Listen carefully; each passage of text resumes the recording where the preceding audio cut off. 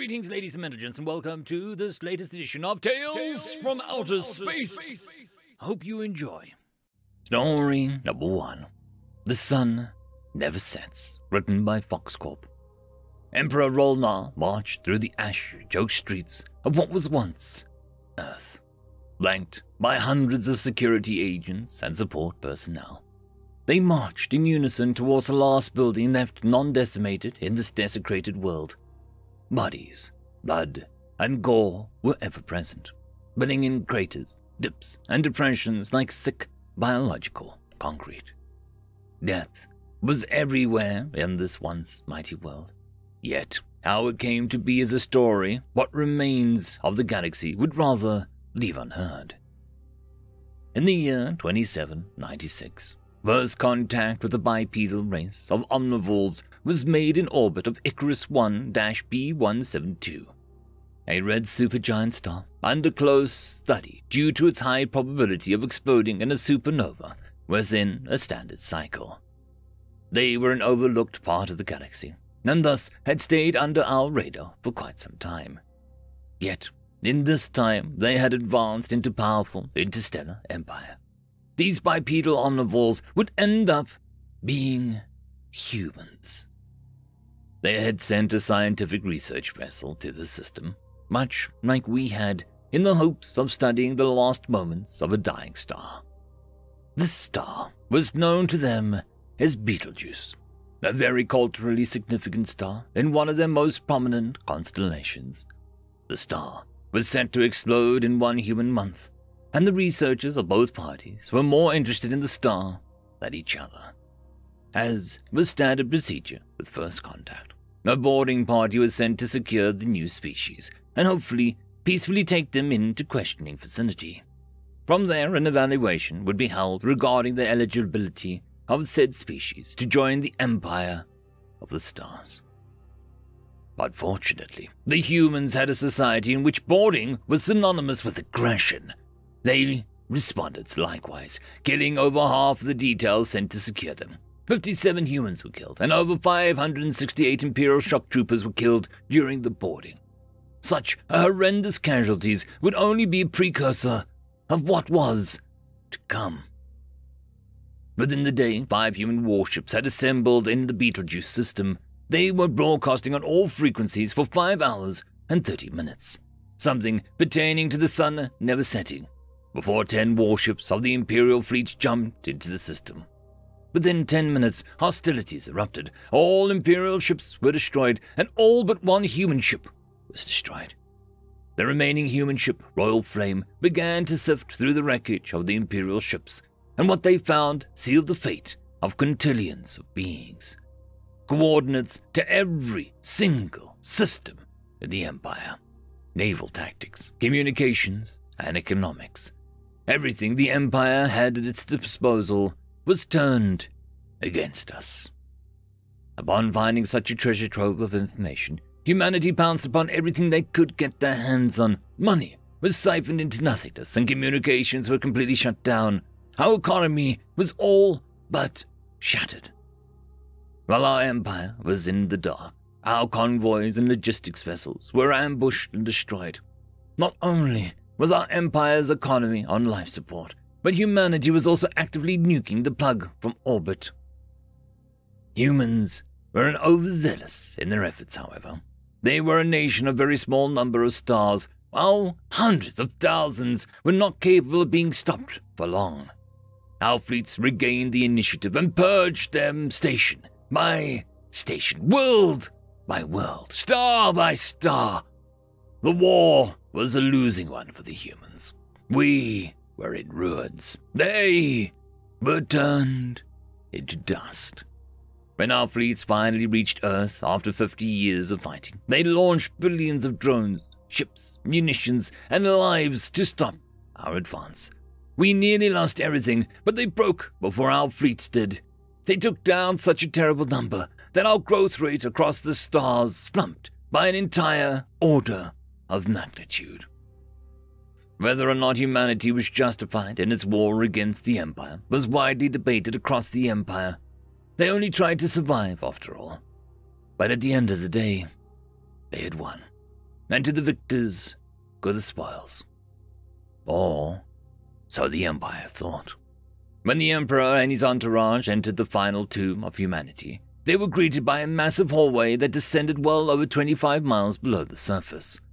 After taking a vehicle down the hall, the entourage was greeted by a massive array of screens and supercomputers. They'd entered the crypt of the human leader, Queen Elizabeth II. The screens all displayed the visage of an elderly woman standing in front of a large clock tower. She greeted the entourage with a smile and said, "Welcome to the underground section of Buckingham Palace. I hope the accommodations pertain to your liking." The Emperor was stunned. "How do you still live?" "Always have, always will. This computer contains but a shred of my collective consciousness. Perhaps we should travel to your palace for tea." Tea? The entire world seemed to rumble and come to life. Massive drives and thrusters spun up, and they unveiled themselves. After a matter of minutes, the entire planet entered FTL. The Emperor panicked and began to flee the underground bunker. He reached the surface just in time for Earth to come back to reality. The smog had completely cleared, replaced by a beautiful visage of Empyrean, the throne system of the Empire. Empirus, the star of the system, was dimmed by the gargantuan ring that encased it. On the surface lived 1 quadrillion beings. The mere presence of Earth's gravity was placing an enormous strain on the structure, and the security forces were already on their way.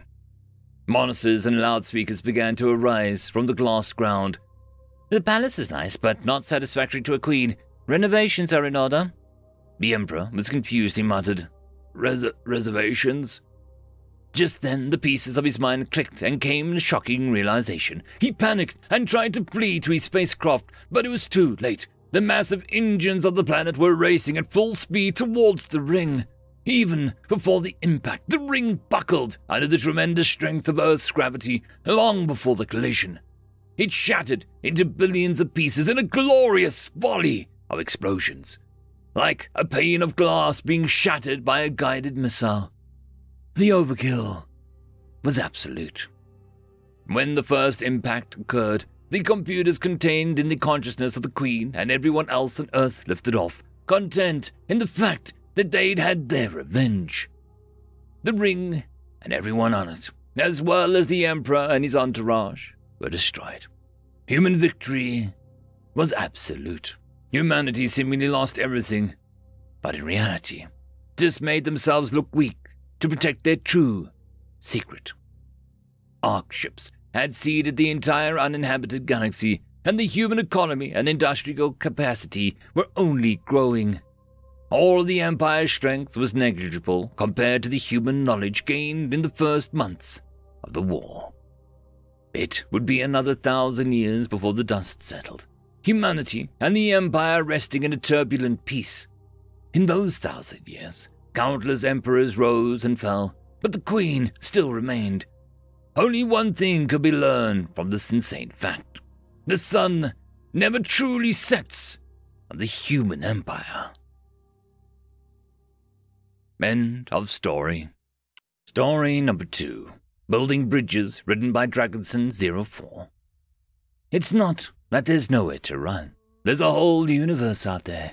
It just won't help you. That was the accepted rule. If your planet was brought to the brink by invasion, asteroid, rampant disease, or random wandering black hole, you were on your own. That was the rule that we all followed. No connections, no real way to ask for help. We were all on our own. We were all isolated, insulated, completely content to ignore and be ignored by the rest of them. There was no grand galaxy-spanning council, or empire, or singular government body to make things work. We were all aware of all of these others, and we all had nothing to do with anyone who wasn't us. Until, one day, a new group entered our sight. No one had ever expected an advanced civilization to come from a backwater branch of the galaxy. These humans, using their own technology, had made it to the stars. Like the rest of us, they had previously thought that they were utterly alone. Like the rest of us, they were cautious, and a few were blatantly suspicious. Like the rest of us, But within that confusion was a willingness to lower barriers, reach out and help in whatever was needed, unlike the rest of us. The first major incident was on a planet known as Gorus. It had been suffering a lack of rain for many, many cycles. An entire generation had passed since the last drop fell. They had done the best they could, and strict population control and rationing had brought them time. But it wasn't going to last for much longer. The Gorians looked at the humans and, for the first time in the galactic history, said, "Help us." The human response was, to say the least, astonishing. The hyperlanes of Gorus were soon clogged up with ships full of supplies, and their scientists got to work as soon as they touched the ground. Their own brand of atmospheric probes quickly identified the problem.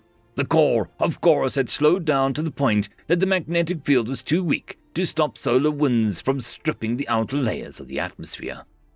It was still strong enough to keep the people breathing, but the gases that made up their liquid rain were all but gone. As the humans learned this, they did the unthinkable. They offered what they called asylum in the Gorians on their own home world of Earth. Gorians were beyond shock, to say nothing of the rest of us, a sovereign planet offering that much aid to little more than strangers. How? Why? Don't they know the rule? The aid was odd enough, but this asylum concept was a thing unheard of, an offer of land, resources, and certain amount of autonomy on another planet. Not enslavement, not forced labor, no demand of payment. Who were these humans to think in such a way? Why did they think in such a way? The humans gained the full attention of the galaxy at that point.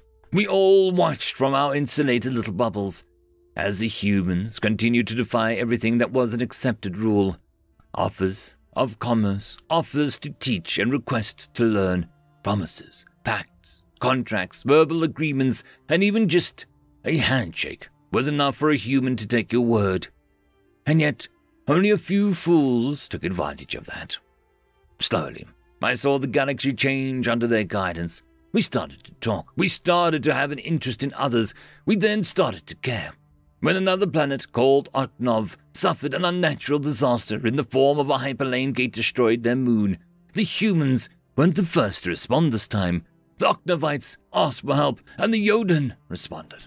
The Yodan were masters of planetary engineering, and using a nearby asteroid field, created a new moon for the Oknovites. The act, sparked by an example of the humans, changed everything. Within a single cycle, there were metaphorical bridges spanning the galaxy, and all who walked on them were friends to each other, and the new head of the Galactic Federation, known as the Bridge Builders. The humans. End of story. I just quickly want to thank the Tier 5 patrons and channel members: Alithia Barkey, Cam Maxwell, Casper Arnholtz, Albarden Guster, Arcadian, Lord Azrakal, and Joachim Backer.